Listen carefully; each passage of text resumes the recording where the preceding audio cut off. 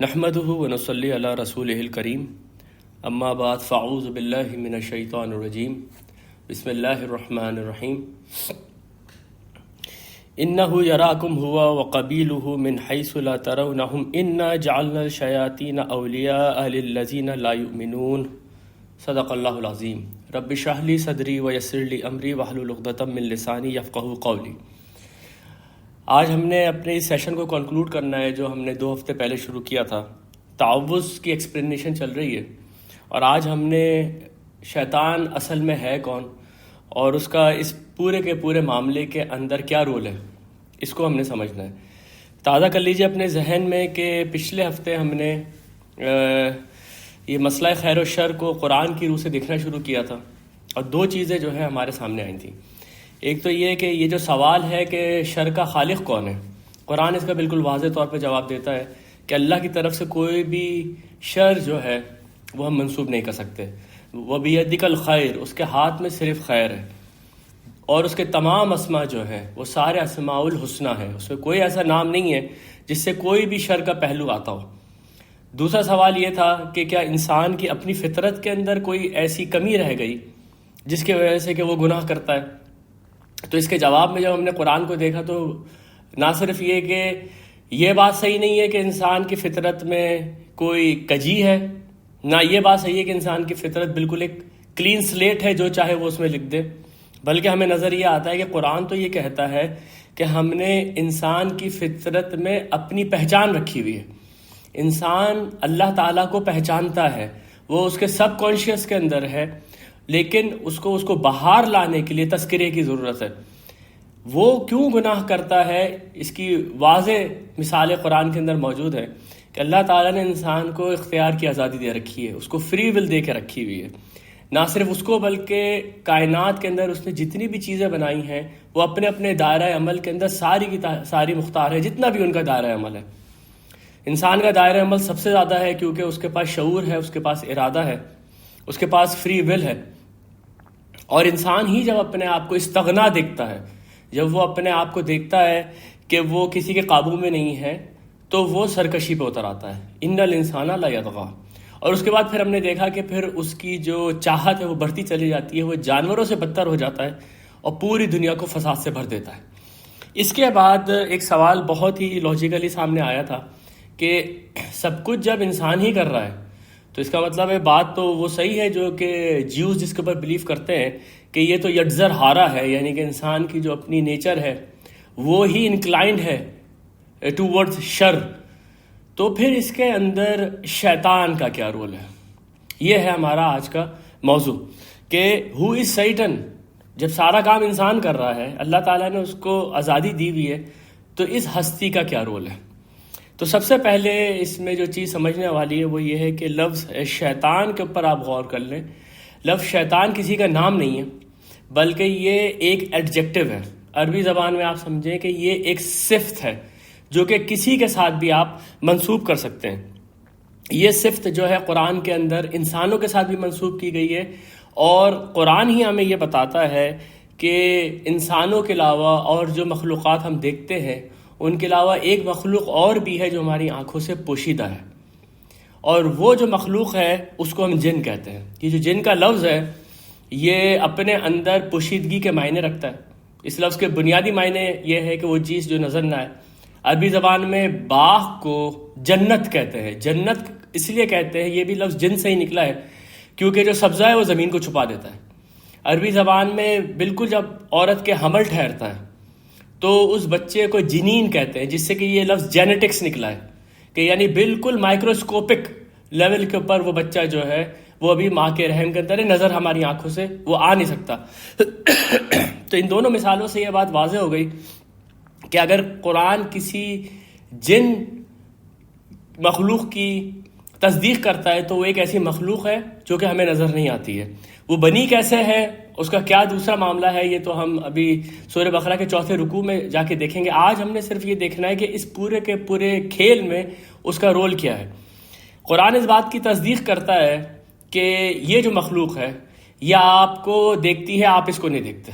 یہ جو آیت میں نے آپ کے سامنے سورۃ الاعراف کی پڑھی تھی، انہ یراکم ہوا وقبیلہ، یقیناً وہ دیکھتے ہیں تم کو، یقیناً وہ تمہیں دیکھتا ہے، اور اس کا قبیلہ من حیث لا ترونہم، وہاں سے جہاں سے تم ان کو نہیں دیکھتے، انا جعلنا الشیاطین اولیاء للذین لا یؤمنون، اور اسی طرح سے ہم نے ان شیاطین کو دوست بنا دیا ہے ان لوگوں کا جو کہ ایمان نہیں لے کر آتے۔ تو لفظ شیطان میں نے آپ کو کہا ایڈجیکٹو ہے، کسی کے اوپر بھی آپ لگا سکتے ہیں، کسی انسان کے اوپر لگا سکتے ہیں، ہم تو عام بول چال میں کہتے ہیں یہ بچہ بڑا شیطان ہو گیا۔ اس لفظ کے بنیادی معنی کیا ہے؟ اس لفظ کے بنیادی معنی سرکش ہو جانا، بغاوت پہ اتر آنا اور دور ہو جانا، یعنی کہ رحمت سے دور ہو جانا، یہ اس لفظ کے بنیادی معنی ہیں۔ مگر یہ لفظ جب عربی زبان کے اصول کے تحت الشیطان بنتا ہے، یعنی اس کے پیچھے الف لام لگ جاتا ہے جو اس کو معرفہ بنا دیتا ہے، یعنی کہ یہ ایک پراپر ناؤن بن جاتا ہے، تو اس سے مراد وہ ہستی ہے جس کا ذکر سورہ بقرہ کے 4 رکوع میں آئے گا، جس نے حضرت آدم کو سجدہ کرنے سے منع کیا اور اللہ کے حکم سے نکل گیا، اللہ کے حکم سے سرتابی کی۔ یہ بات میں آپ کو بتا چکا ہوں کہ یہی ایک تصور بائبل کے اندر موجود تھا، لیکن وہاں پر جن نام کی کسی مخلوق کا ذکر نہیں ہے، وہ اس کو فالن اینجلز کہتے ہیں، وہ کہتے ہیں کہ یہ فرشتے ہی تھے جنہوں نے کہ بغاوت کی۔ وہاں پر جن کا تصور ہے کہ نہیں ہے، یہ انشاءاللہ جب ہم سورہ بقرہ کا 4 رکوع پڑھیں گے تو میں بائبل کے بک آف جینیسس کے وہ مقامات آپ کے سامنے رکھوں گا۔ آپ کو بڑی حیرت ہوگی کہ بائبل کے اندر ویسے تو جن نام کی کسی مخلوق کا ذکر نہیں ہے، لیکن ایک اور پراسرار مخلوق کا ذکر ہے جس کو وہ نیفلم کہتے ہیں، اور وہ جو مخلوق ہے وہ اتنی ان کے نزدیک کمپلیکیٹڈ اور اتنی پراسرار بن گئی ہے کہ وہ آج تک سوچتے رہتے ہیں کہ یہ مخلوق ہے کون۔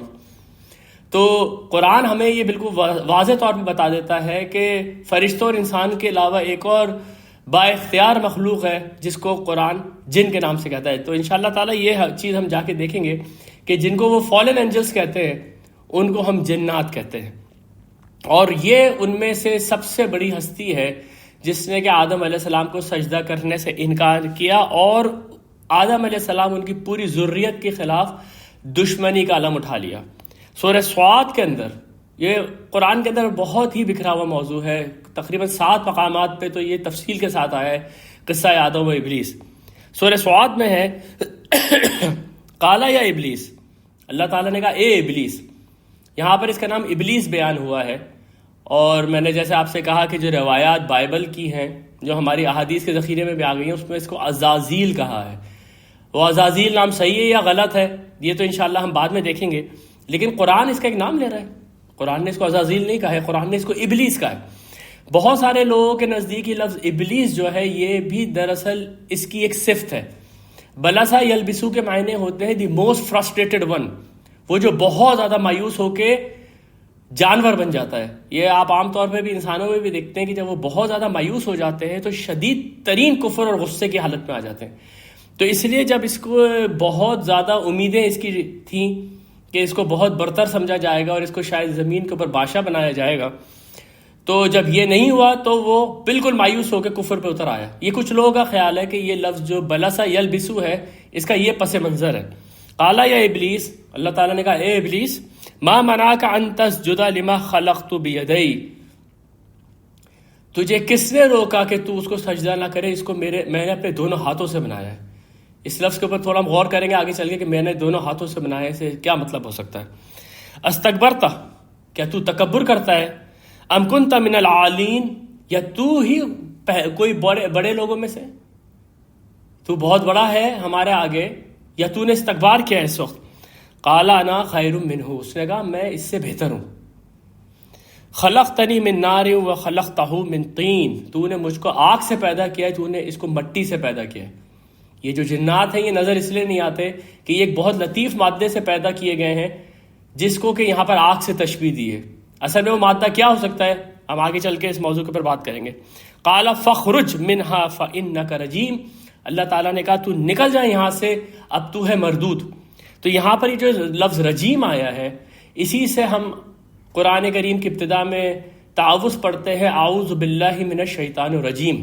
رجیم کا لفظ رجم کے معنی ہوتے ہیں کسی کو پتھر مار کے دھتکار دینا، یعنی کہ یہ ایک جیسچر ہے کہ آپ نے کسی سے نہایت نفرت کا اظہار کیا اور آپ نے کہا تو میری رحمت سے، میری محبت سے اب دور ہے۔ تو یہ اصل میں مرجوم ہے، یعنی جس کو کہ نکال دیا گیا، لیکن اس کے ساتھ یہ معاملہ اس طرح سے ہوا کہ وہ اس کی صفت بن کے رہ گیا ہے، اب اس کو رجیم کہتے ہیں، یعنی مرجوم کو رجیم کہتے ہیں۔ اعوذ باللہ من الشیطان الرجیم۔ ایک اور چیز جو اس آیت سے واضح ہو گئی وہ یہ کہ اس کی اللہ تعالیٰ سے نافرمانی، اس کو راندہ درگاہ کر دینا، یہ سب کچھ جو ہوا ہے یہ آدم کی دشمنی کی وجہ سے ہوا ہے. تو یہ آدم اور اس کی ذریت کا ایسا دشمن بن گیا ہے کہ اس کو قرآن نے عدو مبین کہا ہے کہ یہ تمہارا کھلا ہوا دشمن ہے. یہ بات کہ ہم کسی کے سامنے یہ بات بولیں کہ ہم ایک ایسی مخلوق کے اوپر یقین رکھتے ہیں جو کہ آنکھوں سے نظر نہیں آتی، جو واقعہ میں نے آپ کو سنایا تھا، میرے ایک سکھ دوست تھے جنہوں نے کہا تھا کہ یہ سب متس ہیں. ہم اس بات کو اس لیے مانتے ہیں کہ ہم قرآن کو مانتے ہیں. ویسے تو کوئی آدمی اس دنیا میں کسی جن کو ایکسپیرینس نہیں کر سکتا. جو لوگ اس کے دعوے کرتے ہیں ان کے دعووں کی کیا حقیقت ہے ہم نہیں جانتے، لیکن ویسے ایک کامن آدمی کبھی بھی کسی جن کو ایکسپیرینس نہیں کر سکتا، لیکن وہ شیاطین انس کو ضرور ایکسپیرینس کرتا ہے. اس لیے فار آل پریکٹیکل پرپزز آج ہم جو اس شیطان کی چالاکیاں اور اس کے ہتھیار اور اس کا جو وار ہے انسانوں کے اوپر، اس کو فار آل پریکٹیکل پرپزز ہم جنات کے بجائے انسان شیاطین پہ رکھ کے دیکھیں گے تو بات بالکل واضح ہو جائے گی کہ اس میں اتنا پریشان ہونے کی ضرورت نہیں ہے کہ مجھے جن نے بہکایا ہے یا کس نے. ہمارے ساتھ ایسے انسان موجود ہیں جو مستقل انسان کو برائیوں کی طرف بلا رہے ہیں اور جہنم کی طرف بلا رہے ہیں. سوال دوبارہ سے وہی ہے کہ اس کا زور کتنا چلتا ہے ہمارے اوپر، کیونکہ ہم نے یہ بات قرآن کی ابتدا میں ہی دیکھی پچھلے سیشن میں کہ انسان کے اپنے اختیار میں ہے سب کچھ. تو پھر یہ کیا کرتا ہے؟ اس کے لیے قرآن کی جو سب سے خوبصورت آیت ہے وہ سورہ ابراہیم کی آیت نمبر 22 ہے. غور سے سنیے گا اس آیت کو. یہ اس وقت کا منظر ہے جب قیامت آ چکی ہے اور حساب کتاب ہو چکا ہے اور انسانوں اور جنوں کا ایک گروہ جو ہے وہ جہنم کی طرف جا رہا ہے.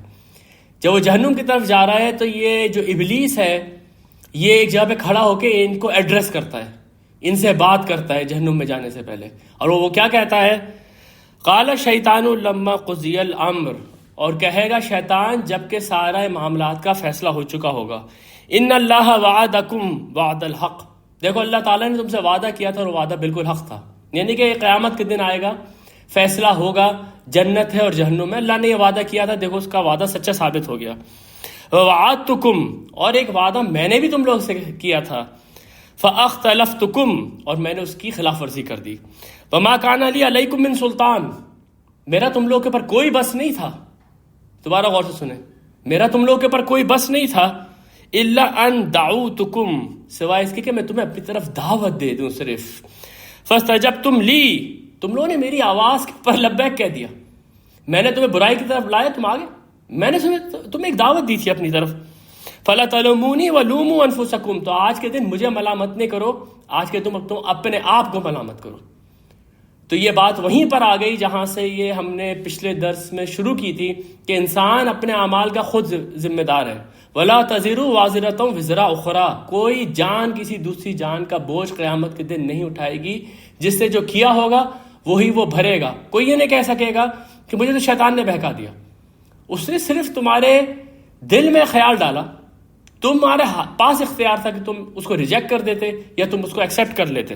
وہ یہ کہہ رہا ہے فلا تلومونی ولوموا انفسکم، آج تم مجھے ملامت نہیں کرو، آج تم اپنے آپ کو ملامت کرو. یہ ہے اس کا رول اس پورے کے پورے کھیل میں کہ یہ صرف اور صرف دل میں جا کے ایک دعوت دیتا ہے. اس دعوت کے لیے قرآن میں جو لفظ استعمال ہوا ہے وہ ہے وسوسہ، اور یہی لفظ حضرت آدم کے لیے استعمال ہوا کہ حضرت آدم کے دل میں اس نے وسوسہ ڈالا. یہی وسوسے کا لفظ یہ استعمال ہوا ہے جب یہ ہمارے دلوں میں وسوسہ ڈالتا ہے. اس لفظ کے بنیادی معنی ہے وسپرنگ، کان میں جا کے ایک پھونک مارنا. کان میں جا کے آپ چپکے سے بات کرتے ہیں. ایک میں نے پروگرام دیکھ رہا تھا ٹی وی کے اوپر، اس میں عربی زبان کی جو آپ سمجھیں کہ فصاحت اور بلاغت کا ذکر ہو رہا تھا.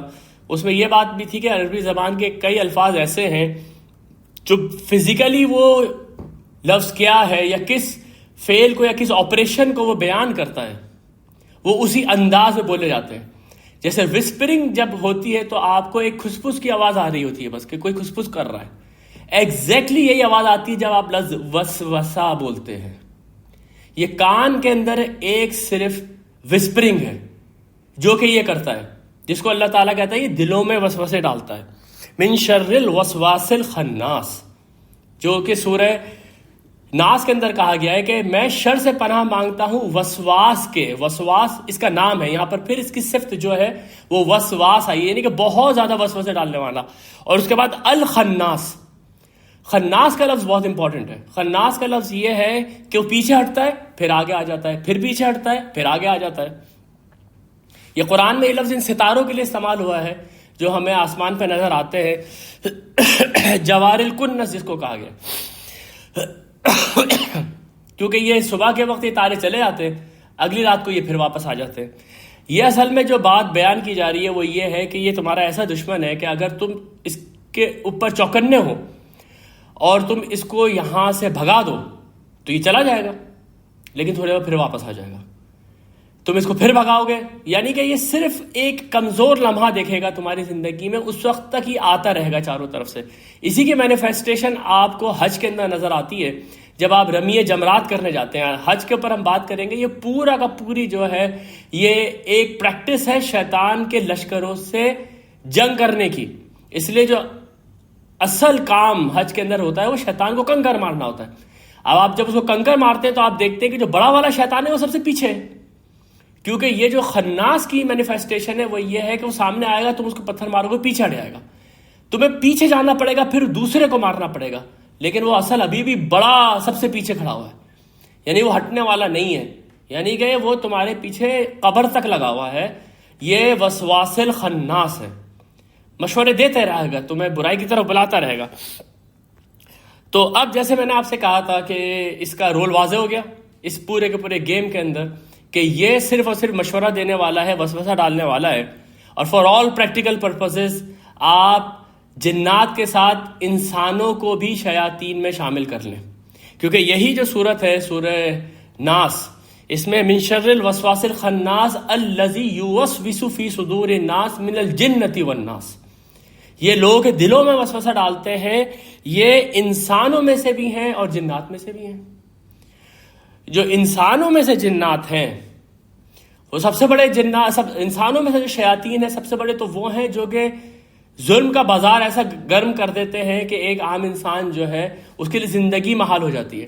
اور قرآن میں جیسا کہ میں نے آپ سے کہا کہ یہ جو ہم نے بالکل اسٹارٹ کے اندر انٹروڈکشن ٹو دی قرآن میں کہا تھا کہ قرآن کے بعض حصوں کی تفسیر کرتے ہیں, اسے بعض اوقات کچھ ایسے مناظر آپ کے سامنے آتے ہیں اور ایسے معنی آپ کے سامنے آتے ہیں کہ آپ کا جو ذہن ہے وہ حیران ہو جاتا ہے. یہ جو ہم پڑھتے ہیں آیت پڑھتے ہیں اعوذ باللہ من الشیطان الرجیم, اب آپ دیکھیں اسی یہ جو ہم جملہ پڑھتے ہیں, آیت تو نہیں ہے یہ قرآن کی, اب آپ دیکھیں اس کے مقابلے میں آپ کے سامنے ایک اور آیت رکھتا ہوں. یہ آیت ہے سورہ غافر کی, جس میں فرعون جو ہے وہ اپنے درباریوں سے کہتا ہے کہ اب تم لوگ مجھے کو مت روکنا, اب میں موسیٰ کو قتل کر دوں گا. میں اس لیے اس کو قتل کر دوں گا کہ وہ تم کو تمہارے دین سے پھیر دے گا اور وہ اس زمین کے اوپر فساد برپا کرنا چاہتا ہے. موسیٰ علیہ السلام کو جب یہ بات پتہ چلتی ہے تو موسیٰ علیہ السلام کیا کہتے ہیں, وقال موسیٰ علیہ السلام نے کہا انی عصت بربی و ربکم, میں پناہ میں جاتا ہوں اپنے رب کی اور تیرے رب کی, من کل متکبر لا یؤمنون بیوم الحساب, ہر اس متکبر کے خلاف جو کہ قیامت کے دن کے اوپر یقین نہیں رکھتا. ذرا آپ یہ دیکھیں ملا کے کہ شیطان الرجیم یہاں پر بالکل فٹ ہو گیا فرعون کے اوپر. اس نے بھی تکبر کیا تھا جس کی وجہ سے وہ راندہ درگاہ ہوا, اس نے کہا انا خیر منہ خلقتنی من نار و خلقتہ من طین. یہاں پر بھی اسے یہ کہا کہ انا ربکم الاعلی, میں سب سے بڑا رب ہوں, ساری یہاں پر حکومت میری چلتی ہے. اس نے بھی تکبر کیا, اس نے بھی تکبر کیا, اور موسیٰ علیہ السلام نے یہی صفت بیان کی. یہ ہوتا ہے قرآن کے بعض حصوں کی جب تفسیر کرتے ہیں کہ قال موسیٰ انی عصت بربی و ربکم من کل متکبر لا یؤمنون بیوم الآخر.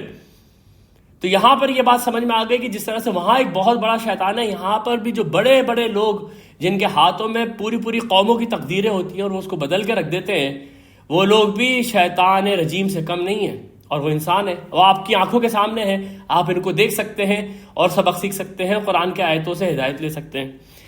اسی طرح سے یہ جو بڑے بڑے علماء بنی اسرائیل کے جو کہ عام لوگوں کو محمد صلی اللہ علیہ وسلم کے خلاف ورغلاتے تھے, ان کا ذکر قرآن میں سورہ بقرہ کے دوسرے رکوع میں آیا ہے. یہ منافقین جو ہے جب یہ مومنوں کے پاس آتے تھے کہتے تھے کہ ہم تو آپ کے ساتھ ہیں, ہم آپ کے اوپر ایمان لے کر آئیں. جب وہ جاتے تھے اپنے سرداروں کے پاس تو کہتے تھے ہم تو آپ کے ساتھ ہیں. اس کو قرآن نے اس طرح سے پیش کیا ہے وَإِذَا لَقُوا الَّذِينَ آمَنُوا قَالُوا آمَنَّا. یہ منافقین جب ایمان والوں سے ملتے تو کہتے ہم ایمان لے کر آئے. وَإِذَا خَلَوْا إِلَىٰ شَيَاطِينِهِمْ، اور جب وہ اکیلے ہوتے اپنے شیاطین کے ساتھ. یہاں جمع کے صیغے میں شیاطین آیا ہے اور اس سے مراد ان کے علماء ہیں، ان کے سردار ہیں جو کہ سرکش ہو چکے ہیں رسول کے خلاف. فار آل پریکٹیکل پرپسز، جیسے میں نے آپ سے کہا، آپ انسانوں کو شیاطین سمجھ کے اور اپنی پوری کی پوری انڈرسٹینڈنگ بلڈ کر سکتے ہیں. قالوا انا معکم انما نحن مستہزئون، انہوں نے کہا ہم تو آپ کے ساتھ ہیں، ان سے تو ہم صرف مذاق کرتے ہیں. بعض لوگ یہ پوچھتے ہیں کہ شیطان کا وسوسہ دل میں آتا ہے، کیسے وہ وسپر کرتا ہے، کس زبان میں وہ بولتا ہے. اس کا سب سے اچھا تجربہ ہر اس آدمی کو ہو سکتا ہے جو کبھی کسی ایسے شخص کے ساتھ بیٹھ جائے جو مستقل اس کو نیگیٹو باتیں کرتا رہے، کسی شخص کے متعلق اس کو برا بھلا کہتا رہے. ہو سکتا ہے کبھی وہ آپ کا رشتہ دار ہو سکتا ہے کسی مرد کے لیے وہ اس کی بیوی ہو، کسی بیوی کے لیے اس کا شوہر ہو، ہر وقت اس کے سامنے نیگیٹو باتیں اور کسی شخص کی برائیاں کرتا رہے. آپ یقین جانیں تھوڑے دنوں کے بعد وہی باتیں جو وہ آپ کا ساتھی آپ سے کرتا تھا آپ کو اپنے دل کے اندر اپنی آواز بن کے سنائی دینے لگے گا. آپ کو ایسا لگے گا آپ اپنے آپ سے یہ کہہ رہے ہیں کہ یہ آدمی برا ہے اور دنیا خراب ہے اور فرسٹریشن ہے اور ڈپریشن ہے. میں آپ کو اپنا ایک ذاتی تجربہ بتاؤں کہ میں اپنی پریویس کمپنی میں ایک دفعہ میرا ٹرانسفر ہوا جہاں میرے ساتھ صرف ایک صاحب تھے اور وہ شدید فرسٹریٹڈ تھے. وہ ہر وقت میرے ساتھ بیٹھ کے ڈپریشن کی اور فرسٹریشن کی باتیں کرتے رہتے تھے، یہاں تک کہ تھوڑے دنوں بعد مجھے محسوس ہوا کہ میں خود ایک ڈپریسڈ آدمی ہو چکا ہوں. لیکن اللہ نے میرے پر بڑا کرم کیا کہ مجھے امیڈیٹلی احساس ہونا شروع ہوا کہ جب سے میں یہاں پر ٹرانسفر ہو کر آیا ہوں میرا جو ہے سوچنے کا انداز بدل گیا ہے، کیونکہ یہ ہر وقت میرے کانوں میں پھونکے مارتے رہتے ہیں. میں نے ان کو اوائڈ کرنا شروع کر دیا. تو یہی آپ سمجھ سکتے ہیں کہ جب وہ شیطان جن وہ جب آپ کے کانوں میں وسوسہ ڈالتا ہے تو آپ کو اپنی ہی آواز سنائی دے رہی ہوتی ہے اندر سے. ایک خیال آپ کو اپنے ہی آواز میں آتا ہے کہ کیوں نہ ایسا کریں. اس کے جواب میں آپ کو ہی اپنی آواز کو دبانا ہے جب آپ کہیں گے نہیں یہ کام اللہ نے منع کیا ہے. It is so simple understand کرنے کے لحاظ سے. یہ ہمارے علم کلام نے بہت ساری چیزیں ہمارے لیے بہت مشکل کر دی ہے. قرآن تو بہت نیچرل طریقے سے بات کرتا ہے. وہ کہتا ہے دلوں میں وسوسہ ڈالنے والے انسانوں میں سے بھی ہیں اور جنوں میں سے بھی ہیں. قرآن اس میں بالکل واضح ہے. قرآن یہ کہتا ہے، یہ میں آپ کے سامنے سورہ انعام کی آیت نمبر 112 رکھ رہا ہوں، وَكَذَلِكَ جَعَلْنَا لِكُلِّ نَبِيٍّ، اور ہم نے نہیں بنایا ہر نبی کے لیے لیکن ایک دشمن شیاطین الانس والجن، شیاطین جنوں میں سے اور انسانوں میں سے. ہر نبی کے لیے ہم نے دشمن بنائے ہیں. یہ شیاطین جن اور انس کیا کرتے ہیں ذرا سنیے غور سے. یوحی بعضهم الی بعض زخرف القول غرورا، یہ وہی کرتے ہیں ایک دوسرے کے کانوں کے اندر چکنی چپڑی باتوں سے. یعنی رسول کے خلاف ایک دوسرے کو جو باتیں کر رہے ہیں اس میں بڑی چکنی چپڑی اور ساری دھوکے سے جو ہے بھرپور باتیں ہیں. دو باتیں غور کر لیں یہاں پر. اس آیت میں شیاطین جن اور انس دونوں کا لفظ استعمال ہوا ہے اور جس کو اوپر وسوسہ کہا ہے اس کو یہاں پر وحی کہا ہے. یعنی کہ اس کا جو کام ہے، اس کا جو زور ہے آپ کے اوپر، وہ ان دو تین الفاظ سے قرآن نے واضح کر دیا. وہ تمہیں دعوت دیتا ہے تو اپنی طرف، وہ تمہارے دلوں میں وسوسہ ڈالتا ہے، ایک دوسرے کے اوپر وحی کرتے ہیں. وحی کے معنی بھی، یہ تو ایک لفظ ہے جس کو آگے جا کے ہم نے بڑی تفصیل سے سمجھنا ہے، لیکن وحی کے معنی بھی ہے کسی کو اشارہ کرنا، کسی کو بہت تیزی سے اشارہ کرنا. جیسے آپ بعض اوقات صرف ایک آدمی کو آنکھ مار کے نکل جاتے ہیں بہت تیزی کے ساتھ، اس کو عربی زبان میں وحی کہیں گے. تو یہاں پر آپ کے سامنے یہ بات بالکل واضح ہو گئی کہ شیطان کا ہم پہ کوئی بس نہیں ہے سوائے اس کے کہ وہ آپ کو اپنی طرف دعوت دے، وسوسہ ڈالے، آپ کے کانوں میں پھونکے مارے. اس کی اس دعوت کے اوپر لبیک کہنا یا نہ کہنا یہ آپ کے اختیار میں اللہ تعالیٰ نے رکھا ہوا ہے. آپ کو پوری فری ول حاصل ہے کہ آپ اس کو دھتکار دیں. آپ اس کو دھتکار دیں گے یہ پھر واپس آئے گا، آپ اس کو دھتکار دیں گے یہ پھر واپس آئے گا. بہرحال آپ کے یہ بس میں ہے کہ آپ اس کو دھتکار دیں. یہ جو شیطان ہے یہ آپ کے دوستوں میں سے بھی ہو سکتا ہے جیسے میں نے آپ سے کہا. اس لیے سورہ فرقان کے اندر ایک بہت ہی خوبصورت آیت ہے، بہت خوبصورت آیت ہے. یہ بھی پھر قیامت کا ذکر ہے کہ کچھ لوگ جو ہے وہ جہنم میں جا رہے ہیں. وَيَوْمَ يَعُضُّ الظَّالِمُ عَلَى يَدَيْهِ، جو ظالم ہے اس دن وہ اپنی انگلیوں کو چبائے گا اپنے منہ میں. یقول یا لیتنی اتخذت مع الرسول سبیلا، اور وہ کہے گا کاش میں نے رسول کا ساتھ دیا ہوتا، جو راستہ رسول نے بتایا تھا میں اس راستے پہ چلتا. کاش. یا ویلتا، ہائے میری بربادی، لیتنی لم اتخذ فلانا خلیلا، کاش میں نے اس فلاں آدمی کو اپنا دوست نہیں بنایا ہوتا. غور کریں ذرا، یہاں پر بہت سارے لوگوں کی پریچنگ کے اوپر ان کے نظریات کے ہم حامی ہو جاتے ہیں. ان کے کہنے سے لوگ روڈوں پہ نکل کے ٹائر جلا دیتے ہیں، املاک کو نقصان پہنچاتے ہیں، قتل تک کر دیتے ہیں. وہ لوگ جو اوپر بیٹھ کے زوردار تقریروں سے لوگوں کے اندر اشتعال بھرتے ہیں، وہ لوگ کون ہیں؟ یہ کہا جا رہا ہے یہاں پر کہ کاش میں نے فلانا کو اپنا دوست نہیں بنایا ہوتا، کیونکہ اس نے جب آپ کے سامنے اپنی دعوت پیش کی، آپ نے کیوں اپنے دماغ کو لاک کر دیا؟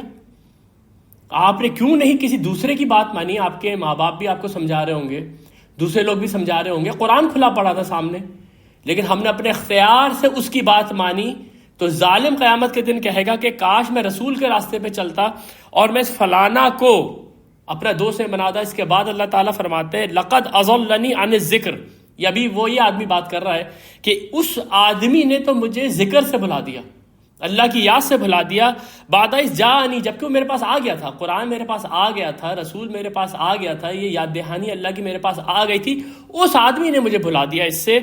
وَكَانَ شَيْطَانُ لِلْإِنسَانِ خَذُولًا، اور یقیناً شیطان تو انسان کا بہت بڑا دشمن ہے. اب ذرا یہ نوٹ کیجئے، یہاں پر جو الشیطان ہے یہ ابلیس کی طرف اشارہ ہوگا، لیکن پیچھے جو سارا کام ہے وہ تو ایک دوست نے کیا ہے جو انسان تھا. تو یہ بات ہمارے لیے بالکل واضح ہو گئی کہ شیاطین جن اور شیاطین انس، یہ دونوں کے دونوں شیطانی قوتوں کو ساتھ دے کے بنی آدم کی بیچ کرنی کرتے ہیں. تو اگر یہ بات ذہن میں آئے کہ بھائی یہ شیطان جن ہمیں نظر تو آتا نہیں ہے، پھر یہ کیا، نہ آپ سوچیں اس بارے میں. آپ ذرا ان شیطانوں کی طرف نظر اٹھائیں جو انسانوں کی شکل میں آپ کو برائیوں کی طرف بلا رہے ہیں اور آپ کو ظلم کی طرف دعوت دے رہے ہیں. تو یہ شر کی قوتیں یہ ہمارے اندر بھی موجود ہیں. فَأَلْهَمَهَا فُجُورَهَا وَتَقْوَاهَا، یہ ہمارے دوست انسانوں کے اندر بھی موجود ہے. وہ انسان آپ کو کسی طریقے سے برائی کی طرف راغب کرنے کی کوشش کرتے رہتے ہیں. اور قرآن ہمیں یہ بتاتا ہے کہ ایک شیڈو ورلڈ بھی ہے، ہماری آنکھوں سے پرے بھی ایک دنیا ہے جس کے اندر بھی ایک مخلوق ہے جس کا بھی کام یہی ہے. تو بات بالکل واضح ہو گئی. اب آ جائیں ایک اور پہلو کی طرف. قرآن نے اس کو آپ کے لیے عدو مبین کہا ہے. قرآن نے یہ کہا ہے کہ یہ آپ کا کھلا ہوا دشمن ہے. کھلا ہوا دشمن کیوں ہے؟ ایک تو جو میں نے آپ کے سامنے سورہ صاد کی آیت پڑھی تھی، اس میں یہ کہا گیا تھا ما منعک ان تسجد لما خلقت بیدی، تجھے کس نے منع کیا کہ تو اس کو سجدہ نہ کرے جس کو میں نے اپنے دونوں ہاتھوں سے بنایا ہے. یعنی کہ یہاں پر یہ دیکھیں کہ شیطان کے سامنے آدم کی تخلیق بالکل واضح تھی. وہ کیسے تخلیق کیا گیا ہے، اس کا مقصد کیا ہے، یہ بات ہم سورہ 3 کے حوالے سے پڑھ چکے ہیں کہ اللہ تعالیٰ نے فرمایا لقد خلقنا الانسان فی احسن تقویم، اس کو بہت احسن تقویم پہ پیدا کیا ہے. لیکن سورہ شمس میں یہ بھی کہا گیا تھا کہ قد افلح من زکاہا وقد خاب من دساہا. انسان کی جو بھی احسنی تقویم ہے، انسان کی جو بھی صلاحیتیں ہیں، وہ اس کے اندر ابھی کروڈ فارم میں ہے. اس نے اس کو ابھارنا ہے، اس نے ان کو نشو نما دینی ہے، ان کو خطرناک حملوں سے بچانا ہے. بالکل ایسی مثال ہے جیسے آپ نے ایک پودا لگایا ہے، اسے بڑے ہو کے ایک بہت زوردار درخت بننا ہے، بہت بڑا درخت ہوگا، اس میں سے بہت پھل آئیں گے، لیکن ابھی تو وہ ایک چھوٹا سا پودا ہے. آپ نے اس کو بچانا ہے، اس کو کوئی جانور بھی آگے کھا سکتا ہے. اسی طریقے سے انسان کا جو کریکٹر ہے وہ ابھی ایک نیسنٹ اسٹیج میں ہے جب اس کے اوپر یہ شیطان کے حملے ہو رہے ہیں. آپ نے اس سے اس کو بچانا ہے. یہی تزکیہ ہے جس کے اوپر آگے چل کے ہم نے بات کرنی ہے. اور یہ آدمی، یہ شیطان یہ بات اچھی طرح سے جانتا ہے کہ انسان کی شخصیت کے اندر ابھی کچھ ویک پوائنٹس ہیں. وہ آپ کی وہ کمزوریاں جانتا ہے اور وہ آپ کی انہی کمزوریوں کے اوپر حملہ کرتا ہے. اس لیے میں آپ کے سامنے اب جو بات رکھنے جا رہا ہوں وہ یہ ہے کہ وہ کس طرف سے آتا ہے. دیکھیں، قرآن نے، اسی لیے اس نے قرآن کے پاس آنے سے آپ کو روکنے کی پوری کوشش کی ہوئی ہے، کیونکہ قرآن نہ صرف یہ کہ اس کی ساری چالیں کھول دیتا ہے، بلکہ وہ یہ بھی کر دیتا ہے کہ وہ آپ کو یہ بتاتا ہے کہ آپ کے وہ کون سے بلائنڈ اسپاٹس ہیں جس کے اوپر وہ اٹیک کرے گا. اس لیے آپ دیکھیں قرآن کئی جگہوں پہ انسان کو یہ بتاتا ہے کہ دیکھو تمہارے اندر یہ کمزوری ہے. جیسے ویسے تو سورہ نساء کی آیت نمبر 28 میں تو واضح طور پہ خلق الانسان ضعیفا، انسان جو ہے تخلیق کیا گیا ہے ذرا کمزور.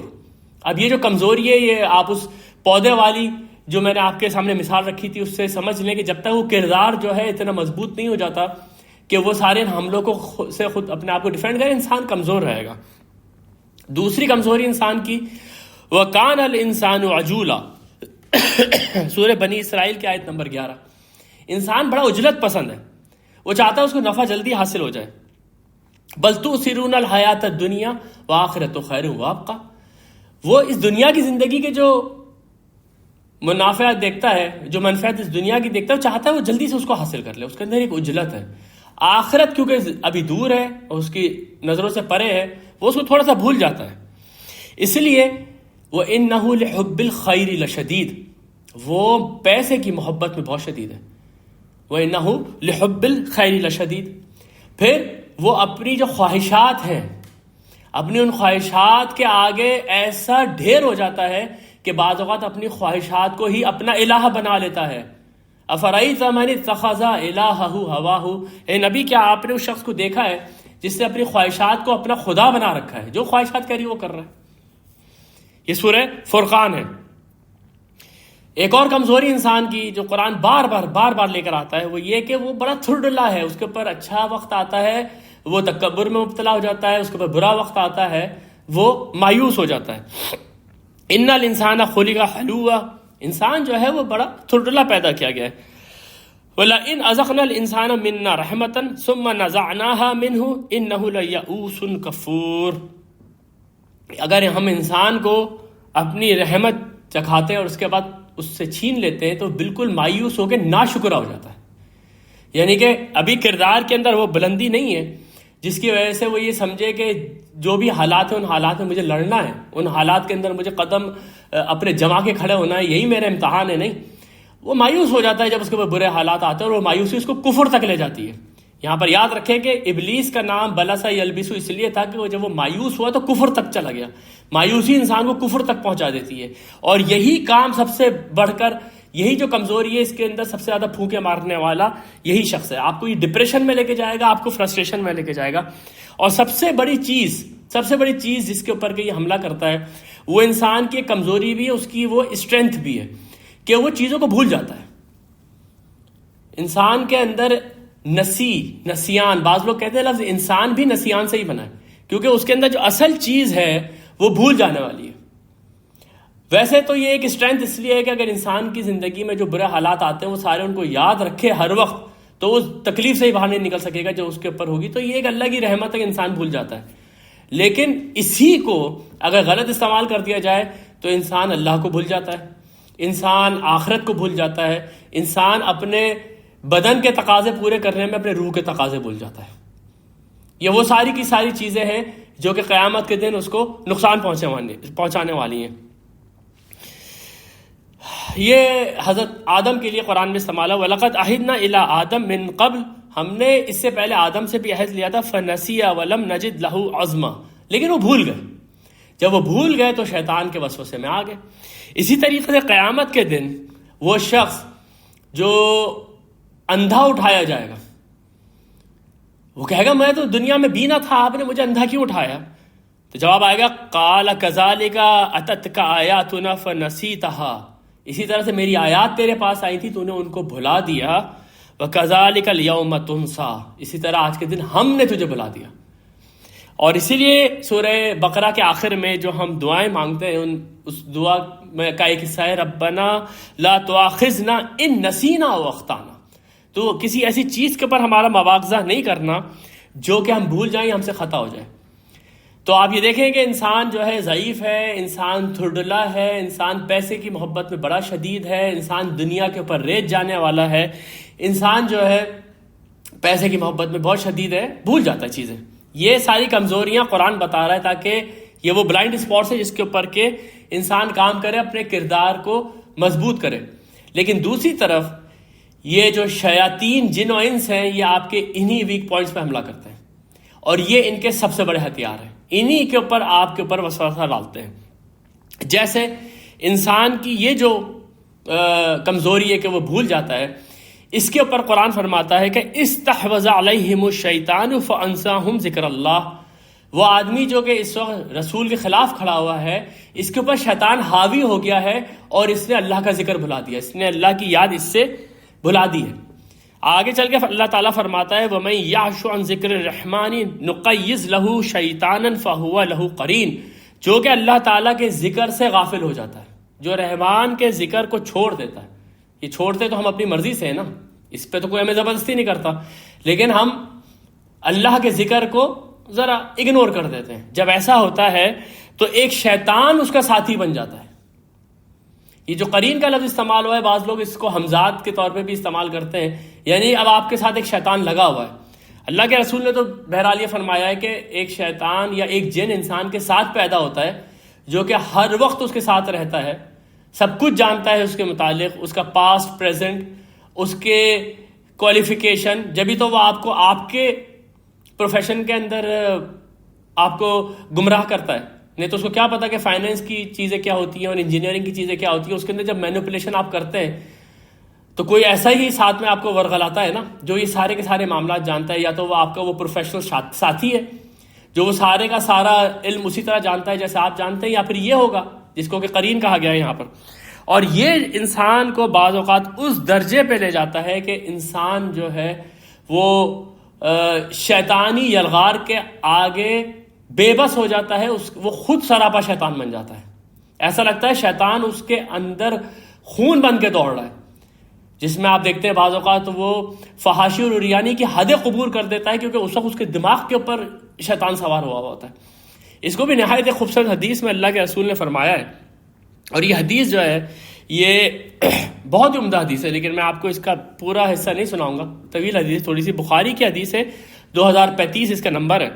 یہ 2 انصار صحابی ہیں، وہ اعتکاف میں نبی صلی اللہ علیہ وسلم سے آپ کی ایک زوجہ محترمہ حضرت ام سلمہ ملنے گئی. تو آپ دونوں مل رہے ہیں، آپ صلی اللہ علیہ وسلم اعتکاف میں تھے، تو یہ 2 لوگ جو ہے ذرا دور کھڑے ہوئے تھے. تو اللہ کے رسول جو ہے وہ ان کے پاس جاتے ہیں اور ان سے جا کے کہتے ہیں کہ یہ میری بیوی ام سلمہ ہے. تو وہ دونوں ایک دم سے حیران ہو جاتے ہیں کہ اللہ کے رسول نے یہ ہمیں کیوں بتایا.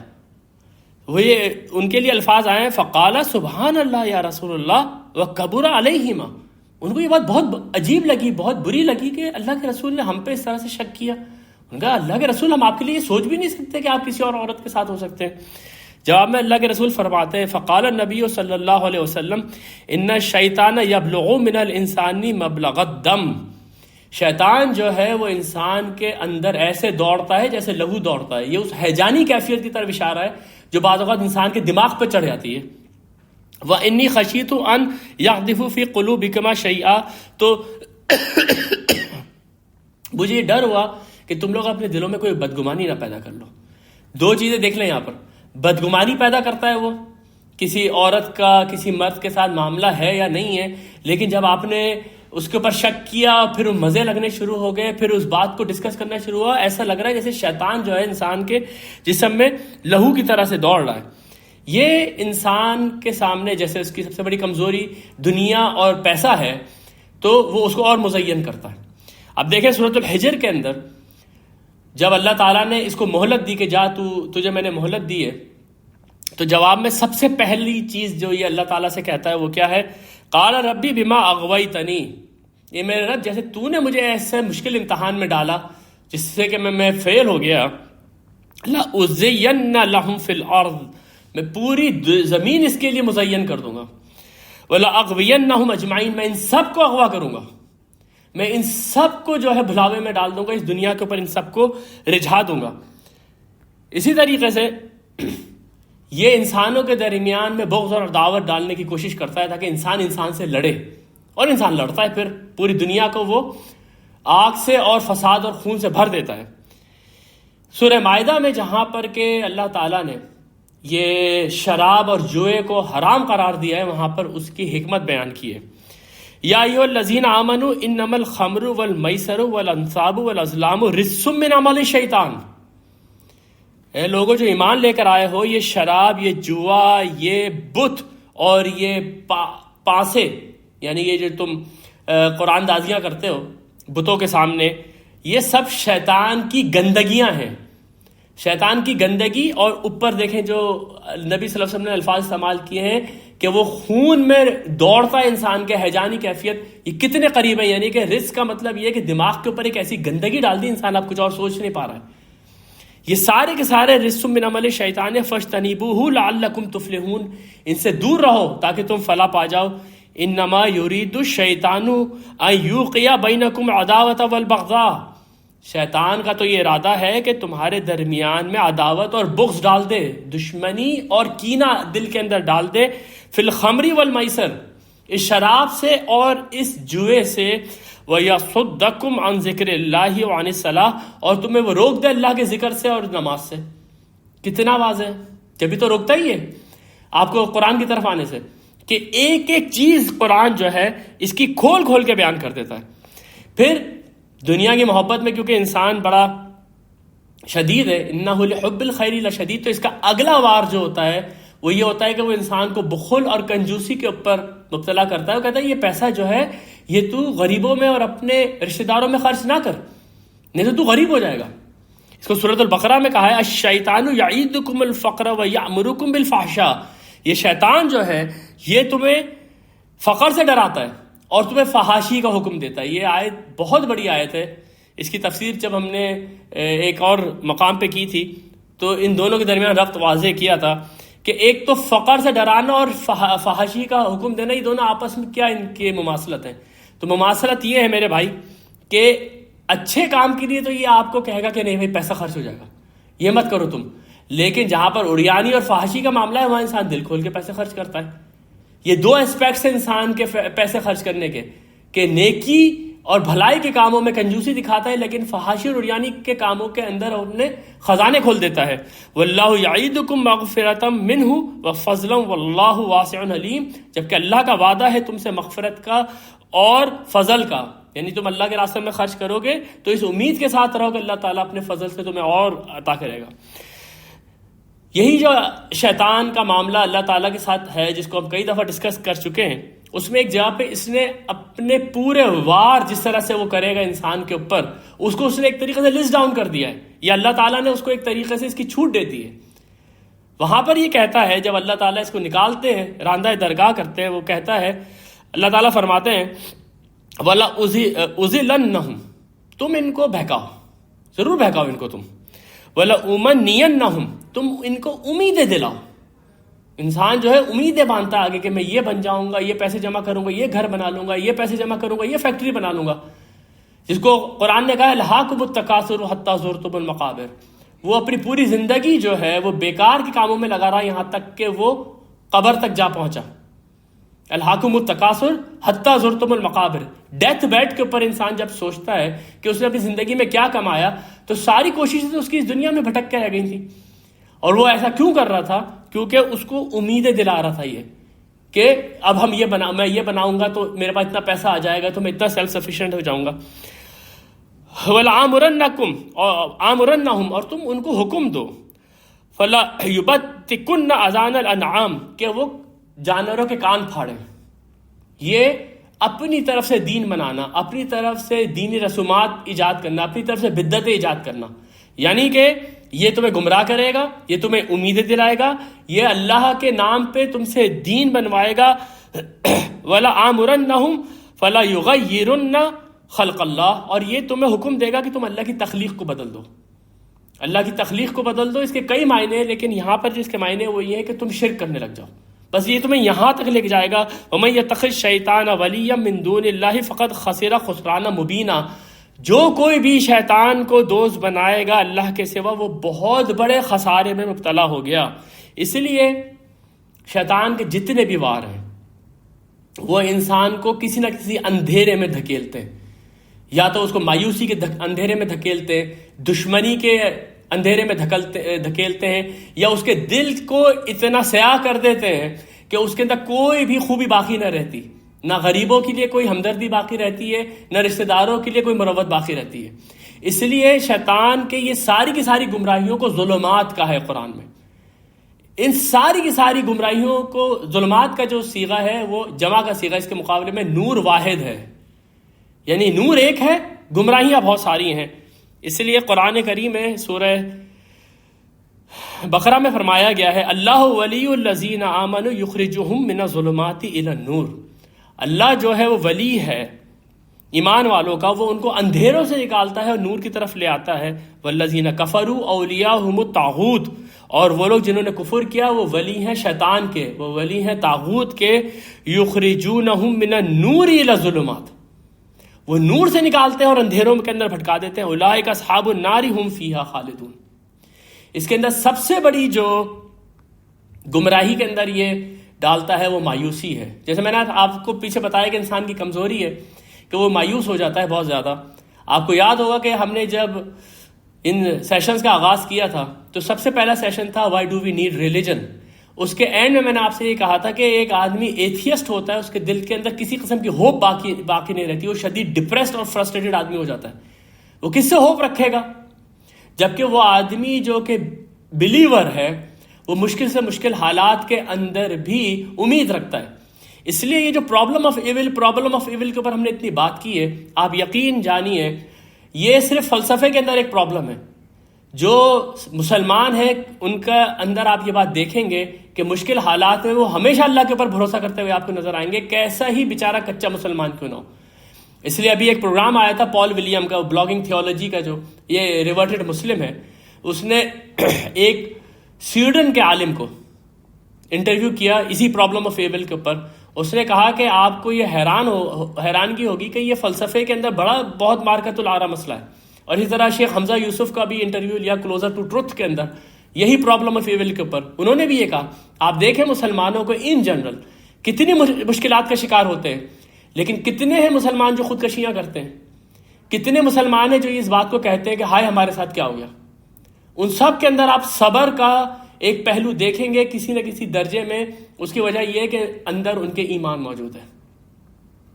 اس لیے یہ شیطان کی سب سے بڑا جو وار ہے اس کو سمجھیں آپ کہ وہ یہ کوشش کرے گا کہ کسی طرح سے آپ کو مایوسی میں مبتلا کرے اور پھر کفر کے اوپر آمادہ کر دے. اس لیے کہتے ہیں نا مایوسی سب سے بڑا کفر ہے. اس لیے قرآن کریم میں ایسی آیات موجود ہیں لا تقنطوا من رحمت اللہ، اللہ کی رحمت سے کبھی مایوس نہیں ہونا، کبھی اللہ کی رحمت سے مایوس نہیں ہونا. حضرت یعقوب علیہ السلام نے اپنے بچوں سے کہا جب وہ بہت پریشان ہو گئے تھے، ان کو غلہ نہیں مل رہا تھا، بھائی ان کے کھو گئے تھے، خود حضرت یعقوب جو ہے وہ رو رو کے اندھے ہو گئے تھے. اس کے باوجود سورہ یوسف جب ہم پڑھیں گے تو اس کے اندر حکمت کے اتنے خزانے ہیں. وہ اپنے بچوں سے کہتے ہیں ولا تیأسوا من روح اللہ، میرے بچوں اللہ کی رحمت سے کبھی بھی مایوس نہیں ہونا. انہ لا ییأس من روح اللہ الا القوم الکافرون، اللہ کی رحمت سے تو صرف وہ لوگ مایوس ہوتے ہیں جو کافر ہیں. اور نبی صلی اللہ علیہ وسلم سے ایک مروی حدیث ہے، نبی صلی اللہ علیہ وسلم نے یہ فرمائی، حدیث کافی طویل ہے، یہ مسلم شریف کی 6774 حدیث ہے. میں آپ کے سامنے اس کا صرف آخر کا حصہ رکھ دیتا ہوں. اللہ کے رسول فرماتے ہیں کہ اللہ سے مدد مانگو اور کمزور نہ پڑو، یعنی کہ مایوس مت ہونا کبھی. اگر تمہیں کوئی نقصان پہنچے تو یہ نہ کہو کاش میں اس طرح کرتا تو ایسا ہوتا، کاش میں ایسا کرتا. فرمایا گیا ولا تعجز وان اصابك شيء فلا تقل لو انی فعلت كان كذا وكذا. اگر تمہیں کوئی نقصان پہنچے تو یہ مت کہنا کہ کاش میں کرتا ایسا ہوا ایسا. ولکن قل قدر اللہ وما شاء فعل، یہ اللہ تعالیٰ کی مرضی تھی، اس نے میرے ساتھ یہ کیا. والقدر خیرہ وشرہ من اللہ تعالیٰ، اس کے اوپر ہم نے بات کرنی ہے. کیونکہ فإن لو، اگر تم نے کہا کاش، تفتح عمل الشیطان، تو شیطان کے دروازے وہاں سے کھل جاتے ہیں. شیطان وہاں سے عمل کرنا شروع کرتا ہے جہاں سے تم کہتے ہو کاش. اب آ جائیے بالکل آخر کنکلوژن کی طرف. یہ بات ہم نے یہاں سے شروع کی تھی کہ قرآن پڑھنے سے پہلے تعوذ پڑھنے کی اہمیت کیا ہے. یہ ساری باتیں جو میں نے آپ کے سامنے رکھی، اس سے ہمیں یہ تو پتہ چل رہا ہے کہ اس کا ہمارے پر کوئی زور نہیں ہے، لیکن یہ ہماری کمزوریوں کو ایکسپلائٹ کر کے ہمیں مایوس کرتا ہے، ہمیں کفر کی طرف آمادہ کرتا ہے، دنیا کی طرف ہمیں رجھا دیتا ہے. لیکن قرآن پڑھنے سے پہلے اس کی اہمیت کیا ہے؟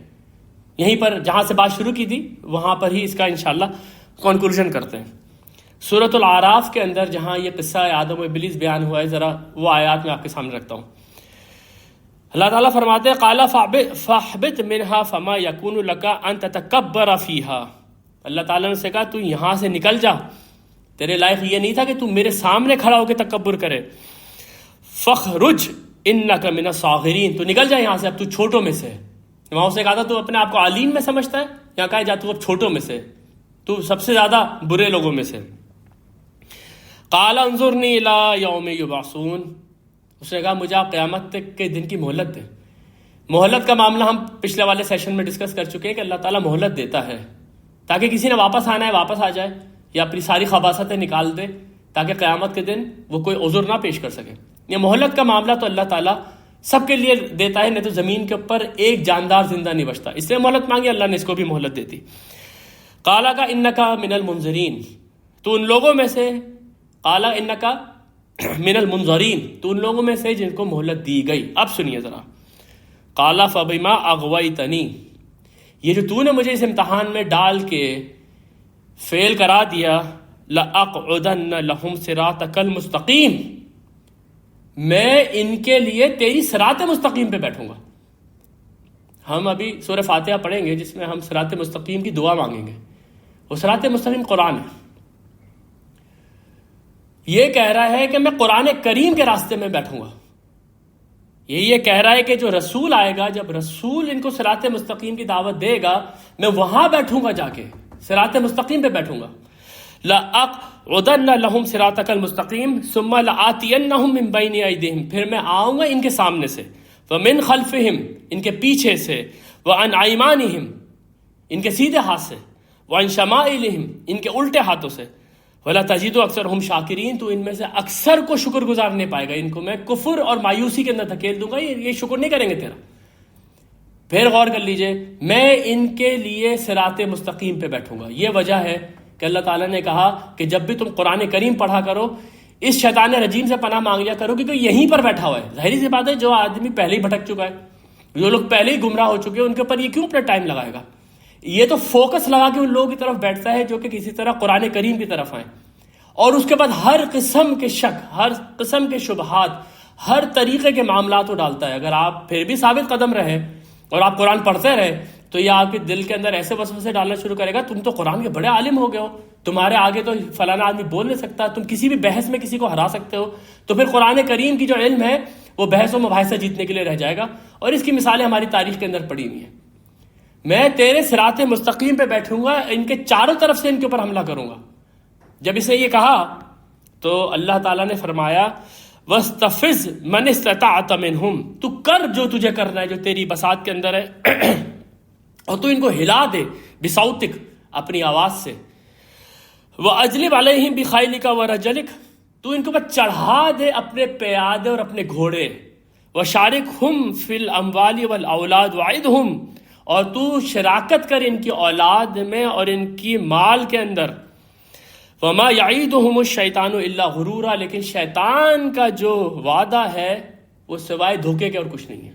یہ جو منظر ہے نا یہاں پر، تو اپنی آواز سے ان کو ہلا دے، تو ان کے اوپر اپنے پیادے چڑھا دے، تو ان کے اوپر اپنے گھوڑے چڑھا دے، یہ منظر ایسا ہے جیسے کہ ایک فوج حملہ کرتی ہے کسی دوسری فوج کے اوپر، وہ اپنے پیادے اپنے گھوڑے لے کے چڑھ جاتی ہے اپنی مخالف قوم کے اوپر۔ یہ منظر پیش کیا ہے اس جگہ پر، اس لیے یہ بات ذہن میں رکھیں کہ قرآن کی روح سے یہ کوئی پرابلم آف ایول نہیں ہے، قرآن کی روح سے یہ کوئی مسئلہ خیر و شر نہیں ہے، یہ مارکا خیر و شر ہے، یہ war between good and evil ہے۔ قرآن بالکل واضح ہے اس کے اوپر کہ یہ ایک جنگ ہے جو تمہارے ارد گرد چھڑی ہوئی ہے، تمہارے اندر چھڑی ہوئی ہے۔ اس میں ایک طرف حزب الشیطان ہے اور ایک طرف حزب اللہ ہے۔ یہ اس پوری کی پوری دنیا کی جو زندگی ہے اس کو سمرائز کر دیا اس جملے کے اندر۔ ایک طرف حزب الشیطان ہے، ایک طرف حزب اللہ ہے، اور یہ war between good and evil ہے۔ اقبال نے اس کو کہا ہے ستیزہ کار رہا ہے ازل سے تا امروز، چراغ مصطفی سے شرار بولہبی۔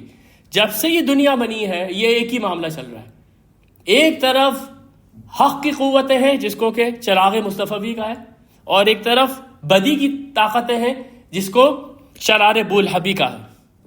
حزب الشیطان یہ لفظ قرآن میں استعمال ہوا ہے. استحوذ علیہم الشیطان فانساہم ذکر اللہ اولئک حزب الشیطان الا ان حزب الشیطان هم الخاسرون ان الذین یحادون اللہ ورسولہ اولئک فی الاضلین. جن کے اوپر شیطان غالب آ گیا اور انہوں نے اللہ کو بلا دیا، یہی لوگ حزب الشیطان ہیں. حزب الشیطان خسارہ اٹھائیں گے ایک دن. ان الذین یحادون اللہ ورسولہ، جنہوں نے مخالفت کی اللہ کے اور اس کے رسول کی، یقیناً وہی لوگ نسلوں میں سے ہوں گے. تو اس لیے اگر آپ قرآن پڑھیں گے تو آپ کو حزب الشیطان کی صفات نظر آئیں گی. یہ ظالم اور متکبر حکمران ہوں گے، یہ لوگوں کے اوپر ظلم کرنے والے ہوں گے، جیسے فرعون اور نمرود ہیں. یہ معروف سے روکتے ہیں اور برائی کا حکم کرتے ہیں، جیسے سورہ توبہ کے اندر بیان کیا گیا ہے. جو فحاشی پھیلانا چاہتے ہیں مسلمانوں کے اندر، جیسے سورہ نور کے اندر بیان کیا گیا ہے. اب آج آپ دیکھیں کہ ہمارے یہاں فحاشی اور عریانی پھیلانے کے لیے غیب سے کوئی طاقتیں آ رہی ہیں. ہمارے یہاں فحاشی اور عریانی مارکیٹنگ کا سب سے پہلا آپ سمجھیں کہ ہتھیار ہے. اس کے بغیر مارکیٹنگ نہیں ہوتی. جتنی زیادہ ان چیزوں کی وجہ سے کوئی پروڈکٹ سیل ہوتی ہے، تو یہ فحاشی اور عریانی کون پھیلا رہا ہے؟ تو یہ حزب الشیطان ہے. حزب اللہ کون ہے؟ اب آپ یہاں پر یہ دیکھیں کہ ہو سکتا ہے کہ آپ کے ذہنوں میں یہ بات آ گئی ہو کہ یہ تو اتنا بڑا غلبہ ہے انسان کے اوپر، اس کے اراؤنڈ میں جو ہے وہ لوگ ہیں ایسے جو کہ شیطان کی طرح بعض اوقات کام کرتے ہیں اور اس کو بہکاتے ہیں اور اس کو دعوت دیتے ہیں برائی کی طرف. دوسری طرف جنات ہیں جو انسان کے دل میں وسوسے ڈال رہا ہے. دوسری طرف یہ ابلیس ہے جو کہ اللہ نے اس کو ایسی چھوٹ دے کے رکھی ہوئی ہے. تو میں بیچ میں پھنس گیا، میرے پاس کیا طاقت ہے، میں تو کمزور ہوں، مجھے تو خود اللہ تعالیٰ نے کہا ہے خلق الانسان ضعیفا. لیکن معاملہ یہ بھی نہیں ہے. وہ جو شیڈو ورلڈ ہے جس کے اندر اگر جنات ہیں تو وہاں پر فرشتے بھی ہیں. اور اللہ تعالیٰ یہ فرماتا ہے کہ اگر انسان اس بات پہ کھڑا ہو جائے کہ اس نے شیطانی قوتوں کو مقابلہ کرنا ہے تو اس کی مدد کے لیے فرشتے اترتے ہیں. سورہ حامیم سجدہ کی آیت ہے. اللہ تعالیٰ فرماتا ہے ان الذین قالوا ربنا اللہ ثم استقاموا، یقیناً وہ لوگ جنہوں نے کہا کہ میرا رب اللہ ہے اور وہ اس پر جم گئے، یعنی وہ کسی پرسیکیوشن سے نہیں ہارے، کسی بھی چیز سے وہ نہیں ڈرے، جم کے کھڑے ہو گئے. تتنزل علیہم الملائکہ، ان کے اوپر فرشتے اترتے ہیں. اللہ تخافوا ولا تحزنوا، وہ فرشتے یہ کہتے ہیں، جو سکینت انسان کے دل میں آتی ہے وہ اسی وجہ سے آتی ہے کیونکہ فرشتے کیا کہتے ہیں؟ نہیں تم ڈرو، نہیں تم غمگین ہو. وَأَبْشِرُوا بِالْجَنَّةِ الَّتِي كُنْتُمْ تُوعَدُونَ، تم کو مبارک ہو اس جنت کی جس سے کہ تمہیں وعدہ کیا جا رہا ہے. نَحْنُ أَوْلِيَاؤُكُمْ فِي الْحَيَاةِ الدُّنْيَا وَفِي الْآخِرَةِ، ہم تمہارے ولی ہیں، ہم تمہارے ولی ہیں اس دنیا کی زندگی میں بھی اور آخرت میں بھی. سورہ مائدہ میں اللہ تعالیٰ فرماتا ہے کہ انما ولیکم اللہ ورسولہ والذین آمنوا الذین یقیمون الصلاۃ ویؤتون الزکاۃ وہم راکعون، یقیناً تمہارے دوست جو ہیں وہ اللہ ہے، اس کا رسول ہے، اور وہ لوگ جو ایمان لے کر آئے ہیں جن کی خصوصیت یہ ہے کہ وہ نماز قائم کرتے ہیں اور زکوٰۃ دیتے ہیں اور اللہ کے آگے جھکے رہتے ہیں. وہ من یتول اللہ ورسولہ، اور جو بھی بھروسہ کرے گا، ساتھ دے گا اللہ کا اور اس کے رسول کا. والذین آمنوا، اور جو لوگ ایمان لے کر آئے ہیں، فإن حزب اللہ هم الغالبون، تو حزب اللہ ہی آخر میں وہ غالب ہو کر رہے گی. یہ فیصلہ ہے اللہ تعالیٰ کا. تو اس لیے کنکلوژن میں آپ کے سامنے رکھتا ہوں، یہ مسئلہ خیر و شر نہیں ہے، یہ مارکہ خیر و شر ہے، یہ war between good and evil ہے. اس میں ایک طرف حزب اللہ ہے اور ایک طرف حزب الشیطان. اللہ تعالیٰ جو ہے اس کا حصہ نہیں ہے. مطلب یہ جو دوسرے مذاہب نے ایک طرف اللہ کو رکھا ہوا ہے، دوسری طرف جو اگر ایک طرف یزدہ ہے تو دوسری طرف اہرمن ہے، ایسا نہیں ہے. اللہ کے مقابلے کی کوئی چیز نہیں ہے. اللہ تعالیٰ نے مہلت دے کے اس دنیا کے اندر جن اور انس دونوں کو بھیج دیا ہے. نیچے جو لوگ لڑ رہے ہیں آپس میں، اس میں حزب اللہ اور حزب الشیطان ہے. اللہ تعالیٰ جو ہے اپنی مدد وہ حزب اللہ کے اوپر اتارتا ہے اگر وہ اللہ کو اپنا ولی بنائے، اگر وہ اللہ کو اپنا دوست بنائے. اب یہ دیکھیے کہ اس زمین کے اوپر جب بھی کوئی پیغمبر آیا ہے، راستہ صاف تھا کہ بھائی پیغمبر کا ساتھ دو، حزب الشیطان کے خلاف ہو جاؤ. ہمارے بلیفز کے حساب سے اب کوئی پیغمبر آنے والا نہیں ہے. اب زمین کے اوپر یہ جو مارکہ خیر و شر ہے، اس کے اندر آپ کے ساتھ کوئی رسول نہیں ہوگا. اس زمین کے اوپر پچھلی تمام آسمانی کتابیں جو ہیں وہ کرپٹ ہو چکی ہیں. اس زمین کے اوپر اگر اس وقت کوئی راستہ ہے یا اس وقت کوئی طریقہ ہے جس سے کہ انسان حزب اللہ میں داخل ہو سکتا ہے تو وہ صرف قرآن ہے، صرف قرآن ہے. ان ھذا القرآن یہدی للتی ہی اقوم، یہی قرآن ہے اب جو کہ سیدھے راستے کی ہدایت دیتا ہے. اس قرآن کے علاوہ کہیں پر کوئی ہدایت نہیں ہے، کوئی رسول نہیں ہے، کوئی پیغمبر نہیں ہے. اب یہی قرآن ہے which is the portal, which is the access towards the heaven، اور کہیں سے کوئی راستہ جانے والا نہیں ہے. اللہ کے رسول نے زمین پہ لکیریں بیان کر کے کہا تھا کہ صرف یہ سیدھی لکیر ہے، یہ جاری ہے اللہ تعالیٰ کی جنت کی طرف، باقی یہ سب گمراہ کرنے والے راستے ہیں. تو صرف یہ قرآن صراط مستقیم ہے، یہی صرف ایک آخری کھڑکی ہے، آخری دروازہ ہے جو اللہ کی مغفرت کی طرف کھلتا ہے، اور اسی سے یہ آپ کو روکنا چاہتا ہے. وہ یہ چاہتا ہے کہ کسی طرح بس قرآن کی طرف یہ نہ جائیں. اس لیے اللہ تعالیٰ نے ہمیں یہ ہدایت کی فَإِذَا قَرَأْتَ الْقُرْآنَ فَاسْتَعِذْ بِاللَّهِ مِنَ الشَّيْطَانِ الرَّجِيمِ، جب تم قرآن پڑھا کرو تو شیطان رجیم سے پناہ مانگ لیا کرو. یہی قرآن چھوڑنے کی وجہ سے ہم لوگ قیامت کے دن، یا اللہ نہ کرے ہم لوگ اس میں شامل ہوں، جو مسلمان ہیں اللہ کے رسول کی شفاعت تک سے محروم ہو جائیں گے. بہت سارے مسلمان اس بات کا بھروسہ رکھتے ہیں کہ وہ قیامت کے دن اللہ کے رسول کی شفاعت اٹھائیں گے. سورہ فرقان کی میں نے جو آیات آپ کے سامنے ابھی رکھی تھی کہ وہ ظالم کہے گا کہ میں کاش رسول کا ساتھ دیتا، کاش میں نے فلانا کو دوست سے بنایا ہوتا، اس نے مجھے اللہ کے ذکر سے غافل کر دیا. اس کے آگے کی آیت ہے وقال الرسول یا ربی نہ قوم اتخذوا ھذا القرآن مہجورا. رسول کہے گا قیامت کے دن اے میرے رب، میری اس قوم نے قرآن کو چھوڑ دیا تھا. قرآن کی آیت بتا رہا ہوں میں آپ کو، یہ کوئی حدیث نہیں ہے کہ اس کے اندر کوئی لفظ ادھر ادھر ہو گیا ہو. سورہ فرقان کے اندر واضح طور پہ یہ آیت آپ آج بھی پڑھ سکتے ہیں جا کے وقال الرسول یا ربی نہ قوم اتخذوا ھذا القرآن مہجورا. میرے رب، میری اس قوم نے قرآن کو چھوڑ دیا تھا. یہی تو واحد راستہ تھا. بخاری شریف کی وہ جو حدیث ہے جس کے اندر کہا جاتا ہے کہ اللہ کے رسول جہنم میں سے لوگوں کو نکالتے چلے جائیں گے، نکالتے چلے جائیں گے، نکالتے چلے جائیں گے. جس کے دل میں رائے کے دانے کے برابر بھی ایمان ہوگا اس کو بھی نکال لیں گے. وہ حدیث لوگ پوری نہیں پڑھتے.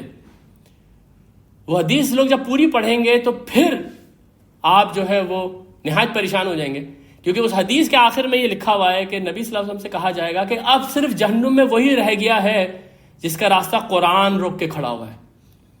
الفاظ ہیں الا من حسبہ القرآن ان وجب علیہ الخلود. اب صرف جہنم میں وہ رہ گیا ہے جس کا راستہ قرآن نے روکا ہوا ہے اور جس کے اوپر قرآن نے خلود واجب کر دیا تھا. جیسے قرآن میں بعض کہتا ہے کہ وہ اس میں ہمیشہ رہیں گے، ہم فیہا خالدون. یہ اس کا ذکر ہے کہ جب قرآن نے کہہ دیا ہم فیہا خالدون تو پھر رسول بھی وہاں سے اس کو نہیں نکال پا رہے، اور رسول یہی کہہ رہے ہیں کہ میری اس قوم نے قرآن کو چھوڑ دیا تھا. تو اس لیے اس آیت کے اوپر میں اپنے اس پروگرام کو ختم کرتا ہوں کہ قرآن فرماتا ہے فَإِذَا قَرَأْتَ الْقُرْآنَ، جب بھی تم قرآن پڑھا کرو فَاسْتَعِذْ بِاللَّهِ مِنَ الشَّيْطَانِ الرَّجِيمِ، تو شیطان رجیم سے پناہ مانگ لیا کرو. إِنَّهُ لَيْسَ لَهُ سُلْطَانٌ، اس کا تمہارے پر کوئی زور نہیں ہے. إِنَّ لَيْسَ لَهُ سُلْطَانٌ عَلَى الَّذِينَ آمَنُوا، اس کا کوئی زور نہیں ہے اس کے اوپر جو کہ ایمان لے کر آئے. وَعَلَىٰ رَبِّهِمْ يَتَوَكَّلُونَ، اور جنہوں نے اپنے رب کے اوپر بھروسہ کیا. برے حالات آئے، اچھے حالات آئے، جو بھی کچھ ہے، جیسی ہی ڈپریشن ڈالنے کی کوشش کرے، جو بھی کچھ ہے، اگر اللہ کے اوپر ایمان ہے اور اللہ کے اوپر توکل ہے تو یہ تمہارے پر کوئی زور نہیں چلا سکے گا. لیکن یہ بات ہم بھول جاتے ہیں. اس بات کو یاد رکھنے کے لیے قرآن کے ساتھ وابستہ ہونا ضروری ہے، اور قرآن ہی وہ راستہ ہے جس سے یہ روکنے کی کوشش کرے گا، کیونکہ یہ کہہ رہا ہے کہ میں تیرے صراط مستقیم پر بیٹھوں گا. بارک اللہ لی و لکم فی القرآن العظیم ونفعنی و ایاکم بالآیات و ذکر الحکیم.